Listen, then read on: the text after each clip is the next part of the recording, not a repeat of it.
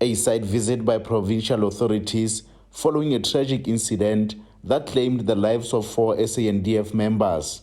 We have learned with heavy hearts the loss of our 4 SANDF members. This is a very painful situation to us, the people of the Northwest, because this was part of the minister's program to deploy them, Operation Valumkoti, to deploy them to the areas of Dr. Kenneth County. As you know, it's hard hit by illicit mining in the area of Bojanala. The MEC says his department will be engaging with the Department of Mineral Resources to explore the possibility of permanently closing disused mine shafts. We are going to embark on a process of engaging the Minister of Mineral Resources to make sure that the process of permanently closing this shaft, we get into that process right away as a permanent solution to this problem. According to the SANDF preliminary findings, the deaths of the members could have been caused by carbon monoxide poisoning from a possible fire made by the members during the cold night inside the container structure.